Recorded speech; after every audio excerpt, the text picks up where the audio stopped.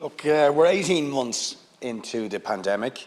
It's just under a year since People Before Profit brought the first motion into the Dáil calling for the payment of student nurses and midwives for the incredible work that they have done on placement during COVID, but also that they do all of the time.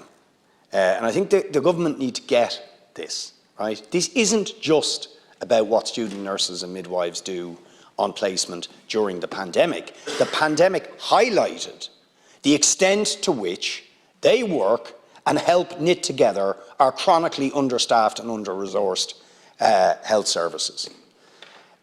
So you had to recognise that with the healthcare assistant rate that you gave them at the beginning of the pandemic, and then you pulled it back. And then you give them an insulting €100 a week. Then we get a review, which still the unions haven't seen the detail of, but what we're being told is fourth years will get a bit of a pay increase, and that's because they put pressure on you, but only €100 miserable for student nurses and midwives. Now listen, that is just not good enough. And honestly, I'm amazed the Minister doesn't understand this.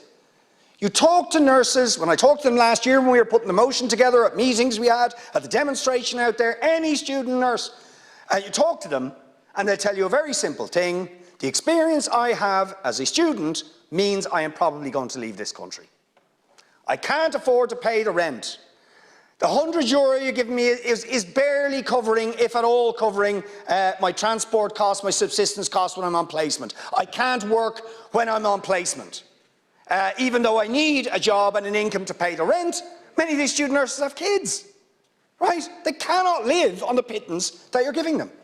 Now, in Britain, they used to pay €15,000 sterling a year to student nurses and midwives. They withdrew that, and the numbers going into nursing collapsed. And even Boris Johnson, Tory that he is, had to bring in a bursary of 10,000 sterling for student nurses and midwives to get more people into nursing.